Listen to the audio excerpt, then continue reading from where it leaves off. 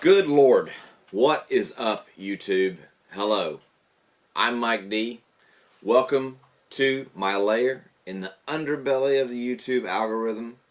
You're never going to see this video, and if this shows up on your YouTube feed, I kind of wonder about what you've been looking at on YouTube, honestly.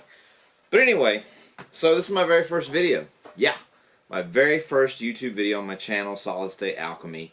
And we're going to talk about something that probably, it's just one of those memes like nobody, absolutely nobody. Mike D coming at you with the 10th anniversary of the Core i3 product line. Yep, some random fat dude in his basement is going to talk to you about, hey, did you know that the Core i3 as a product has been around for 10 years this month? Yep, January 2010. Intel introduced the bottom of its product stack for the new Core i series, the Core i3. So under this little heatsink right here on this Asus 1156 motherboard is a Core i3 540. It's a 2-core, 4-thread, so 2 physical cores, 4 threads with hyper-threading CPU, and it sockets into the 1156 motherboard, and I've got it running on an Asus P7 P55DE Pro, which is kind of like putting a Pinto motor in a Ferrari chassis, honestly.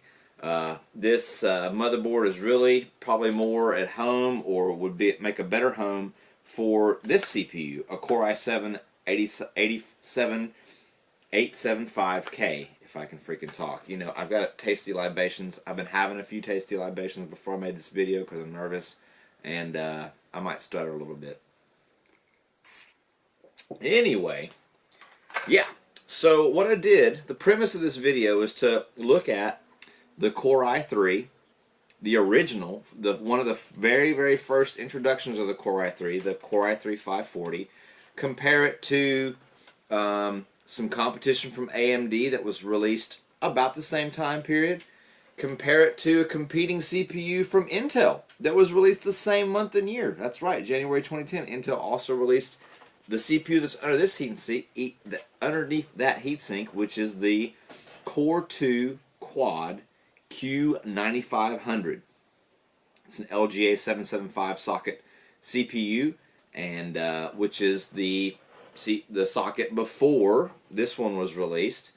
And then I'm going to compare them all, or compare just the 540 really to the progeny, the great grandchild of the Core i3, and that's this guy right here, the Core i3 9100F. Interesting. So that's what's underneath this CPU right here. This is a white NepTwin, deep cool NepTwin heatsink, and it's cooling a i3 9100F. So when Intel released this CPU in January of 2010, at the bottom of their new for 2009 Core i stack, it was a little bit weird because they did have quad-core CPUs that were maybe more capable at release, maybe even more capable today than the Core i3. The Q9500, similar price range, 4 cores, 4 physical cores, 4 threads. The Core i3 540, 2 cores, 4 threads, but on a new node. They were releasing a new process and architecture called the Westmere architecture of their process node. And it also has integrated graphics, which that Q9500 does not. AMD, on the other hand, 3 months earlier had released this CPU right here, the AMD Phenom 2 X3 720. X3 for 3 cores, 3 threads, this is really like a Phenom X4, but with a dead core, honestly. Some people, would get in there and fiddle about and be able to reactivate that dead 4th core. I didn't try that for this particular video. Maybe I'll give it a whack later, on a later video, but not today. And then The i3-9100F introduced summer of 2019. No integrated graphics. That was the big thing about the Core i3 is integrated graphics in this small package. I could see the i3-540 like having a legit use. Even today, if you need a cheap CPU, has integrated graphics, you need a cheap power supply, you need a cheap motherboard. You don't have to spend the money I spent to get this high-end 1156 motherboard. You can get just a straight up old, Intel green board 1156 motherboard for like $10, and that CPU cost me $3 shipped to my door. It's got integrated graphics. It runs at 3.06 gigahertz, and it's 2 cores, 4 threads. It'll handle multi-threaded workloads. Yeah, there's nothing wrong with that CPU whatsoever. Even today, 10 years later, I'm talking about you could run what I colloquially refer to as an email box, a YouTube box. You could watch this video on that CPU in some rando case that you bought off Craigslist. No issues today, 10 years later. No problem. That Core i3, you could put a really, really, really cheap PC together off of eBay to just, do email, do Word. It'll run everything in Microsoft Office 365 right now. No issues. It'll run YouTube. It'll run Google Chrome. It'll do all your household PC tasks with no issues. You can throw 16 gigabyte of RAM at it. No worries. Don't even need a discrete graphics card if you're not going to game. We're going to talk about gaming. Let's talk about the rest of the testing setup here, right? So all of these motherboards had this GPU right here. This is a Zotac GTX 980 Ti Amp Extreme Edition. Plugged into it for all of the tests. And then, so interesting thing happened. I got this Phenom 2 in a box of parts, right? A box of different computer parts, and the box had a 770 chipset motherboard in it. I started all the testing with that CPU right there, and I started trying to use my test bench hard drive, right? This is a FireCuda 2 terabyte semi, or what do they call it? SSHD. This is like a hybrid drive, right? Solid state and hybrid together for goodness. I love that hard drive. It's honestly phenomenal. I think they get way underrated and poo-pooed on by the Techarati or the Tech Tubers or whatever. I'm a fan. So initially went to plug that into the 770 chipset motherboard that I got in a box of parts along with that Phenom 2, and nothing. Not a thing. It would tell me that the hard drive was there, and then wouldn't boot to Windows. That's got my Microsoft Xbox Ultimate Game Pass blah blah blah on it. It's got a bunch of benchmark programs pre-downloaded. I switch it around to all my stuff. Come to find out, this is a GPT partition, GUID partition table, blah blah blah, hard drive, and the 770 motherboard was MBR only, master boot record only. Crap. Well, I thought, I'm going to get around that, and I'm going to take this Phenom and I'll throw it in this Asus Crosshair V Formula Z 990 chipset motherboard, because that's what you can do. This is an AM3 process or AM3 socket chip, but it will flop right into an AM3 Plus motherboard, no issues. That uses a UEFI BIOS and will boot straight off of a UEFI or off of a GPT hard drive. And I did. I benchmarked a ton of games and a ton of benchmarks. And then I tried to plug this GPT hard drive into this motherboard. And all of the testing for this video came to a screeching halt, because this 1156 Extreme P7 P55 motherboard is BIOS only. No UEFI. and that means it will not boot to Windows 10 off of a GPT partition hard drive. I needed an MBR hard drive, so I had to create one. So I grabbed what I had available. It's a Samsung 860 EVO 500 gig solid state drive. This is what I had available, but it would not hold, well, it holds a quarter of what my 2 terabyte Seagate does. So I had to make some calls. I had to make some calls of what games I was going to run, and how I was going to go about this. I wiped this, I reformatted it MBR, I installed Windows, I installed some games, and I got down to business, putting this bad boy through its paces, and then I started to test the Q9500. Good Lord. Make me a bird to fly far, far away from the LGA 775. At least this one. I don't know. Maybe it's a bad motherboard. Maybe it's just a finicky chipset. I tend usually not to cast aspersions upon old hardware. They've usually had a hard life. Multiple users doing dumb things to them. Whew. This guy tried my patience. Whoa. Man, let me take a drink. Let me take a drink real fast. Whew. I need a libation. Hangs, freezes, reboots, you name it. This hard drive with Windows 10, MBR, and that motherboard, CPU, and RAM combo, GPU combo, man, it was hard. I wiped this twice, reinstalled fresh Windows twice, re-downloaded all the games twice to finally get through all my benchmark tests. By the way, look, hey, this ain't Hardware Unbox. This is not, I'm not Tech Jesus. You're not going to get any slides. You're not going to get any graphs.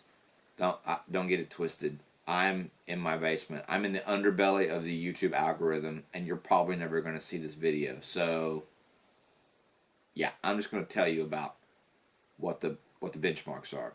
You're just going to have to listen to my dulcet tones come out of my mouth about whatever. But I digress. Jay, is that you? Anyway, so yeah, that was not a pleasant experience. You hear it often repeated on forums, Reddit, whatever. Oh, you want to breathe new life into an old PC? Throw a solid state hard drive on that bad boy. Yeah, well, this 775 didn't give an F about my Samsung SSD, right? It was crotchety. But I muddled through. I got it to work. I had to re-download my games like 3 or 4 times. The Microsoft Xbox beta that you control your subscription through was super finicky on this. It was fine on this. It was fine on that. It was fine on that. I don't know. I don't know what it was about that particular combo or whatever. Woo. It was rough. I got her done. But I did condense it down to just a few benchmarks and just a few games, because it already took me like 2 weeks to get all the data together because of constantly fighting this guy, trying to figure out the MBR versus GPT thing. And then we got this guy. What a interesting time to be alive. So, January 2010, you got the Core i series being released on its Westmere architecture, which is a different process node than the LG 775. Q Core 2 Quad series. I think this is 32 nanometers, and that's like 44 or something like that. I don't know what the node process is for the AMD Phenom 2, and honestly, nobody cares. But I can tell you that this is a 14 nanometer process, right? The i3. And the weird thing about this one is the main takeaway, key feature of the i3 in 2010 was integrated graphics. Cheaper to run, no discrete graphics required. You can throw it in a cheap greenboard motherboard, and away you go for your basic users. And if you want discrete graphics and you want a fancy motherboard, it'll do that too. This guy, no overclocks, same. 4 cores, 4 threads. I don't know. Comes with a really cheap Intel cooler, nothing's changed there.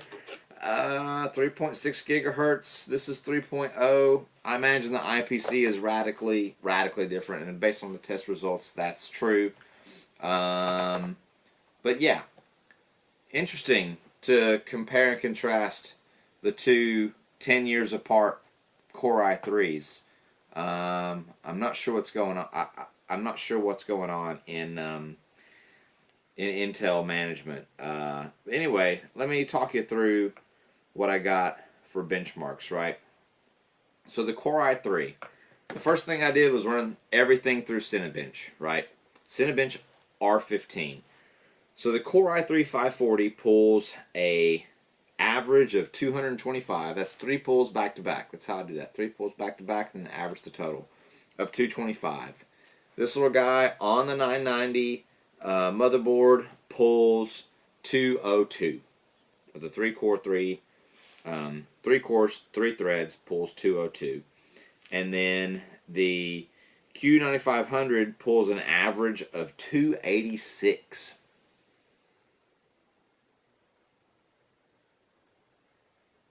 The fuck? You're telling me that your brand new launch core product in January 2010 and your legacy release product in January 2010, the legacy product gets almost 30% more core, all-core capability? Intel, what were you doing? What was going on? I don't understand. I'm telling you, they're making their final stand on the integrated graphics piece. That had to be what was going on, right? And then, so then the next thing that benchmarky type thing I run is Asus's RealBench. This is the newest version of RealBench on all 4 of these, right?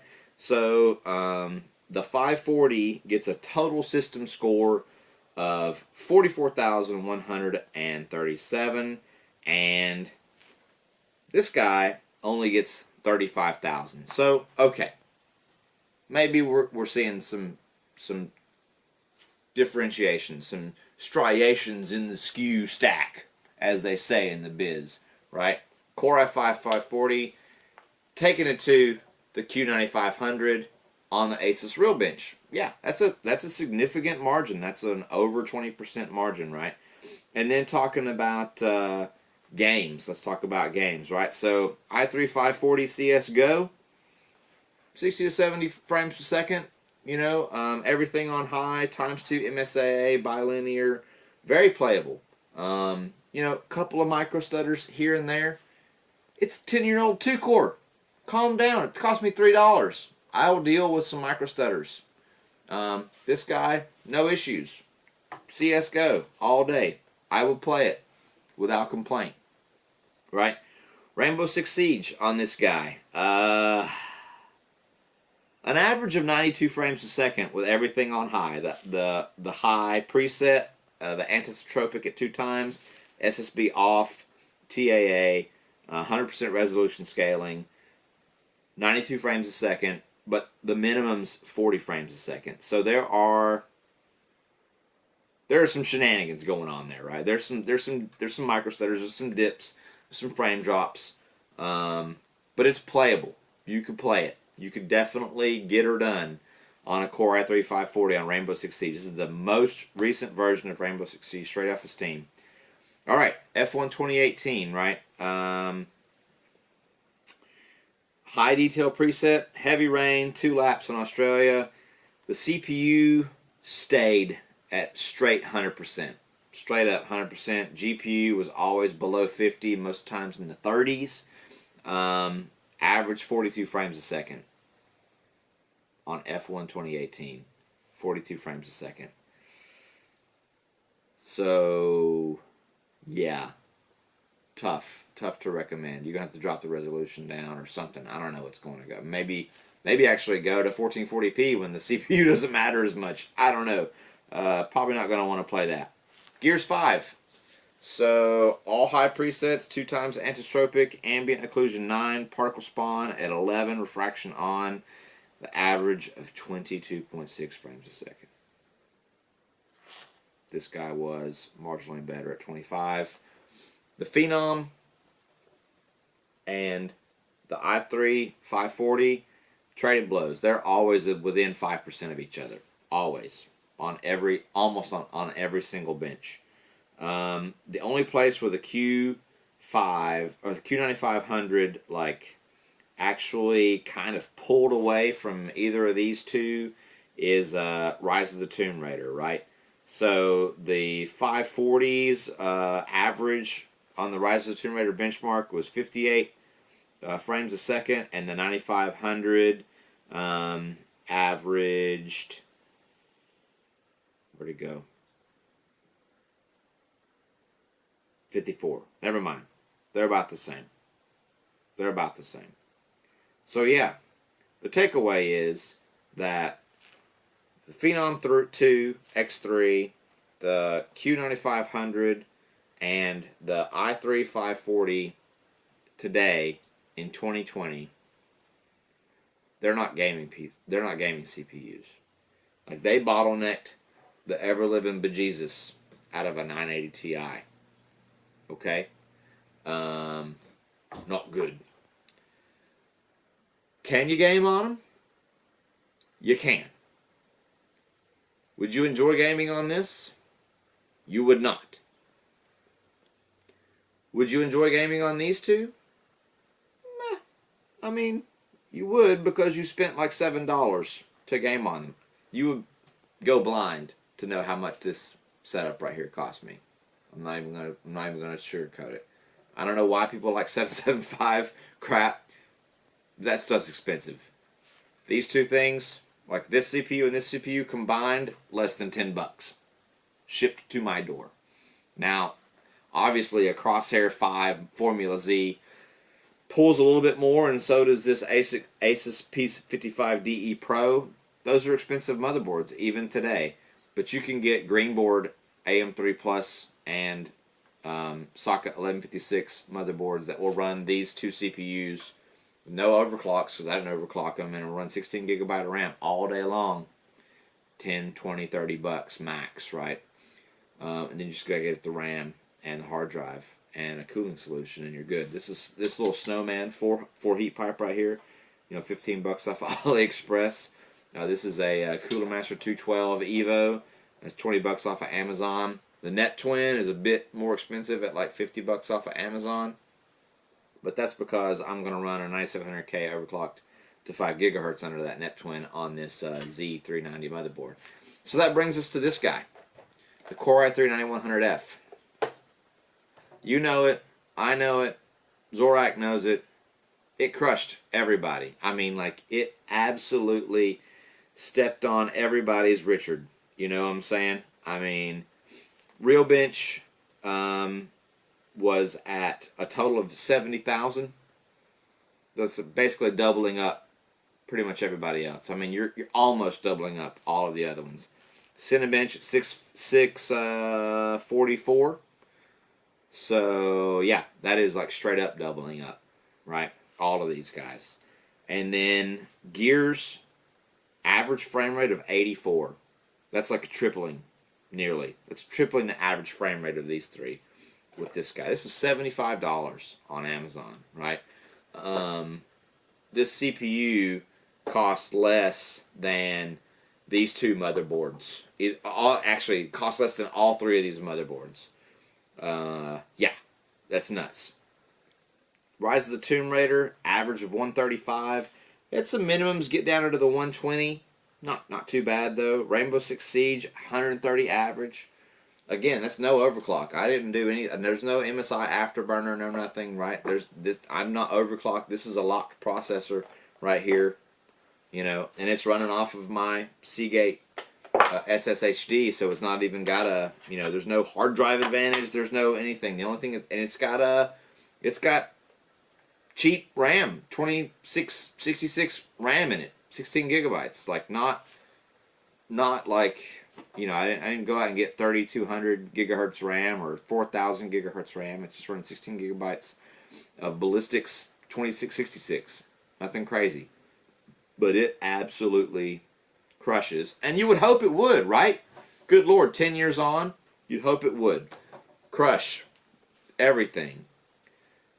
So what am I talking about? What have I been rambling on about for the last 15 minutes plus? Well, can you still use any of these old PC parts? Absolutely. If your great aunt, mom, dad who are elderly, or cousin, niece, nephew who are super young need a computer for school, any of these will get it done. Absolutely. They will all run Windows 10. They will all run Microsoft Office. They will all run Google Chrome, YouTube, all of those things, right? And this one will run it without a discrete graphics card. You'll need a dedicated graphics card for these two. But yeah, I mean, $3 for a PC, $10 for a Greenboard IBM, 1156 motherboard, and you're in business. AM3 stuff's not very difficult to find either. LGA 775 stuff's a little bit more difficult to find. EVGA 790 SLI will run you a few extra dollars if you want to do that. Yeah, you will go blind at how much people pay for the 775 parts. I don't understand. When you could pay $3 for a i3 540 off of eBay, that'll run everything you need all day long. And I think that is the legacy, right, of the Intel Core i3.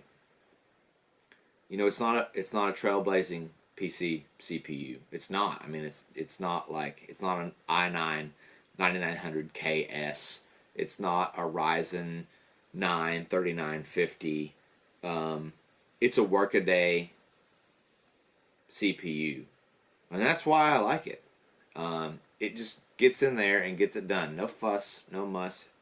Even 10 years on, the very, very first Core i3 540 will get it done. It may not be pretty, and in some of today's more demanding games, it's going to be actually pretty ugly. But if you just need a computer and you just need to get after it on the internet or word processing or whatever it is you need to do, there's nothing wrong with it. Absolutely.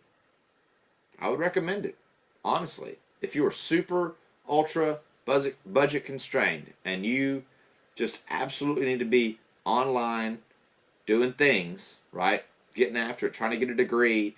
You don't have a bunch of money because that's where I came from. I didn't have a bunch of money growing up.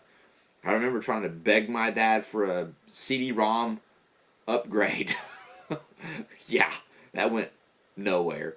So, yeah, i3 540, 10 years later, still plugging along. i3 9100F, no integrated graphics, unfortunately, so you got to buy something.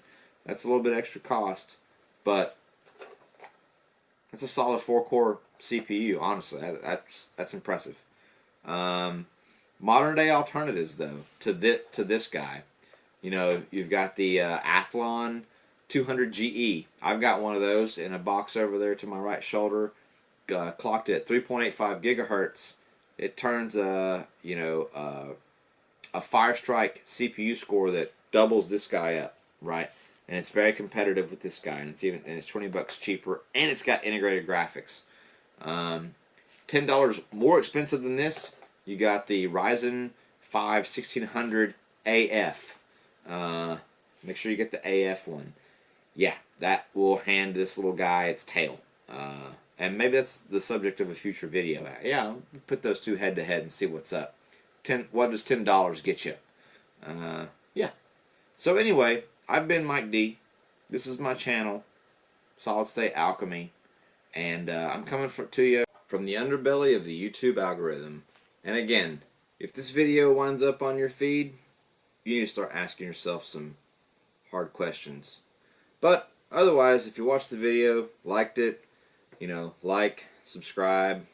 I know I'm talking to literally no one out there, but it's the obligatory YouTube channel shenanigans. Like, subscribe for more content, blah blah blah. hit up the Patreon. I don't have a Patreon. This video wasn't brought to you by a sponsor. I'm in my basement. So yeah, I'm out. Let's catch you next time.